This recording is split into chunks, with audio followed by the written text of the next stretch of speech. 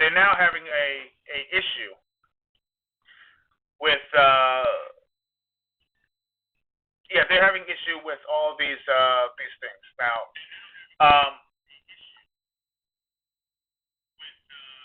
yeah, I noticed that some of the volume actually cut out on my voice and everything. So I'm actually going to double back on a lot of stuff. I apologize, but getting back to my story and everything, I'm going to make it more of an abridged.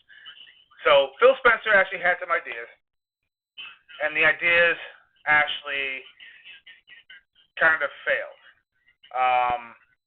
The um, they actually had these acquisitions. The acquisition happened. The acquisitions um, cost them billions of dollars. Amy Hood, who actually held the wallet, it turns out that uh, they said we want to return on our investment. So we want 30%, a 30% return on all the investments, all the money that they actually spent. And because of that, it actually put them in a bind because how are we going to do 30%? There's no way. I mean, they tried, putting Call of Duty day and day. They actually increased the prices of their controllers and accessories. They increased the price of Game Pass not once but twice within 6 months, and a lot of fans were very very upset about that. So now when you look back and you see all this, you wonder why that all these changes have been happening. Asha Sharma, did a huge turnaround to the company, and it's wild because of that. So shout out to a lot of the people who are listening right now. Um, so give me your thoughts. I mean, do you feel like what Asha is doing right now is enough, or do you feel like they need a little bit more time? Um, but doubling back to what I was saying before, PlayStation with the DRM, that really it was not helping anything. Um, and the DRM thing has actually been making everybody on edge about, okay, well, if Sony's going to be doing something like that, what makes you think that all the other um, companies are going to be doing that? But then again, I've been finding out that EA is planning on doing something similar as well. And they said, okay, well, since they're going to be doing that, we might as well do something similar too. But instead of like 30 days, they're going to do something like 14 days, 14 days check in or something like that. I mean, I caught wind of that a little bit, before. Um, it's it's a sad state of affairs right nowadays when it boils down to that. So I'm like I said, I'm still on the fence about certain things. Um, let's get I'm gonna go into a small little break, and I will be right back in about a few minutes. So talk to you in a bit.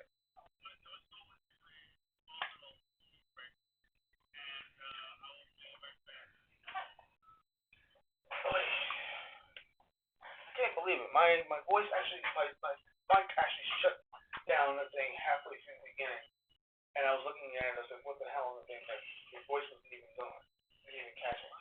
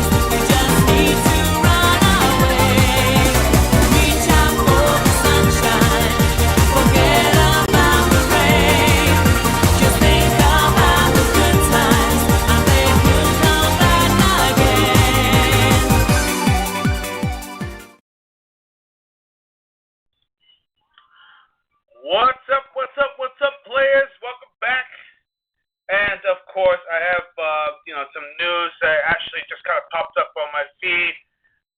Turns out that the Xbox team, man, they are really, really starting to cook, man. Shout out to Jason Ronald. He actually has been paying attention to a lot of stuff that's been going on Twitter feeds. It turns out that he's been asking players because recently if you're an Xbox 360 player and you have some backwards compatible games, there are some games that do not connect to the online service. In other words, you can't retrieve your information or retrieve your gameplay or anything like that because you can't connect to Xbox Live. Well, it turns out Jason Ronald is asking players if they actually have 360 backwards compatible games and that give them a can't connect to Xbox Live message. You can now directly forward the information to him directly via his DM information on X, and he'll take care of it. The team is actually going to be on it. See, that's what I mean about transparency. See, Asha Sharma, I have to go back to her. Asha Sharma has been really clean. I mean, she has really been turning the ship around. Things have been going in more rapid succession. And I noticed that now they are really starting to put the ear to the ground to players' concerns and problems, their frustrations, and she is not turning away from them. She's literally, going up there and saying, "Hey, we're listening. We're going to work on it." Fans are starting to come back now. They're starting to gravitate back to the Xbox brand. New logo. I mean, if you took a look at the amazing new logo they have, it's insane that they're really they're cooking, man.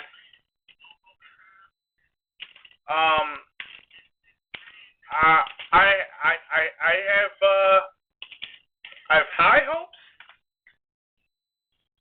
but I feel like that some people are saying that, oh well, they're this is nothing, this is temporary, we got burned before, yada yada. Okay, I get it. I get it. I'm one of you guys. I get it. Okay? I am the Ironheart of Xbox. Okay? I have been, I was a loyal Xbox player for life. For life. And I was very skeptical about a lot of decisions that were made. And I've been seeing the decline of consoles, raising prices. Who would buy a console when the price actually gets raised? No one. No one. But the fact that they are now starting to say, hey, you know what? Customers are getting priced out. They don't want to spend that much money. This is real.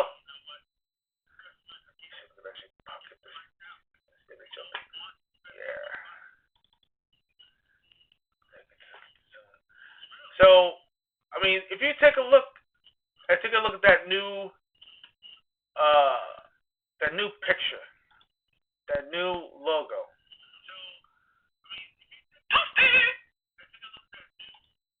It looks. I mean, look at that. Look at that new logo. That's wild.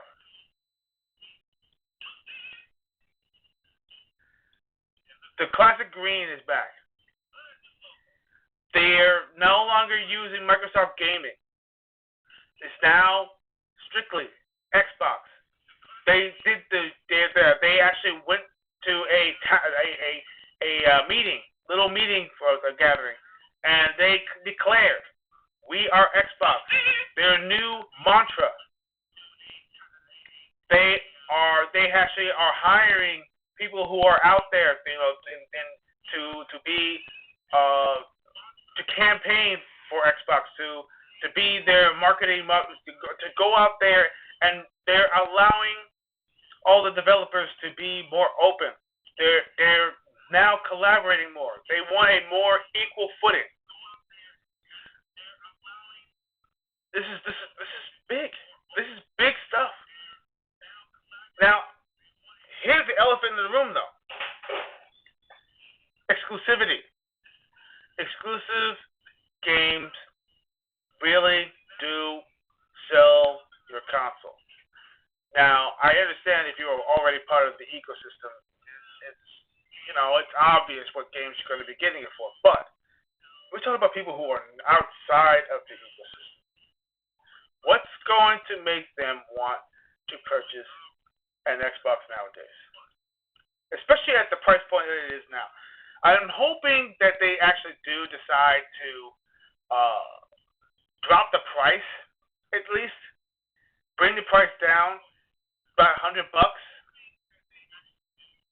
make it more affordable, make a more affordable entry for new players out there. I'm glad they actually got rid of the "This is the Xbox" campaign, which was so okay. I'm not gonna sugarcoat it. It was stupid. It was a stupid idea. I don't like it. This is an Xbox. This toaster is an Xbox. This TV is an Xbox. This iPod is an Xbox. Oh, you need PlayStation. It's an Xbox. Stupid. Dumb. I didn't like the idea. It was a very, very, very, I don't know, almost like a cowardly way of saying we give up. You raise the white flag. They were almost at that point. I mean, I've been hearing the internal memos. They were literally going to throw in the towel and just go strictly software. The hardware sales and everything were literally dropping almost 25-30%. Actually, it was more than that. The when Game Pass rose they brought the price up to Game Pass. Subscribers were literally um, canceling in droves. They were bleeding. I was almost one of them, believe it or not. I almost did. I said, you know what, it's not worth it. But then again, they were starting to bring out more banger games, and I said, you know what, I'll stick around for a little while longer. But there are those who didn't want it. Now, here's the caveat, though, because even though they dropped the price, about $5, I think it was $7. That's about $7. The fact that Call of Duty is no longer going to be day and date. Now, some people are saying, "Oh, but they promised day and date titles for first party console."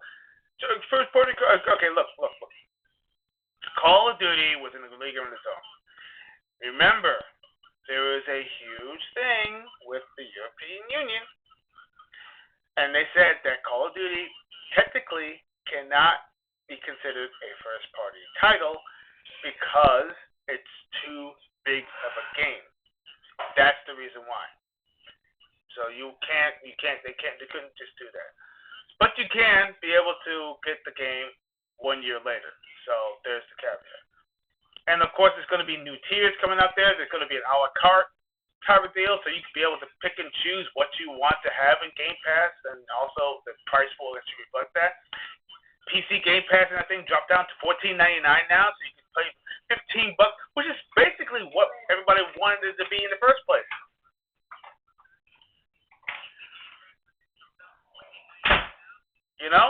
I mean, think about it.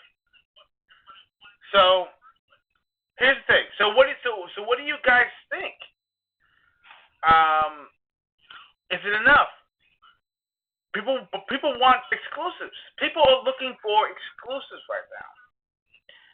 Now, Asha Sharma did have an interview earlier. They said she doesn't want to rush things. She wants to take it by a case basis. She wants to kind of evaluate the validity of having a certain game be exclusive, whether it be timed or permanent. We don't know. Some people say that Gears of War E-Day should be one of the first. Clockwork Revolution should be another one. It's too late for Fable. Fable already has a contract and everything. I don't know if they're going to be able to retract that one. Fable is going to probably stick around, and it's going to be available on all consoles. But then they're probably going to evaluate that. Same thing with Forza Horizon 6. They're going to evaluate that. They already took a look at Starfield. Starfield, I think, just not been pulling those numbers. Not enough. Same thing with Outer Worlds. Outer Worlds 2 wasn't pulling their numbers. Both consoles wasn't pulling numbers. See, these are things that they're evaluating. So, it's a wait and see kind of thing, But all right, well, it's just about that time.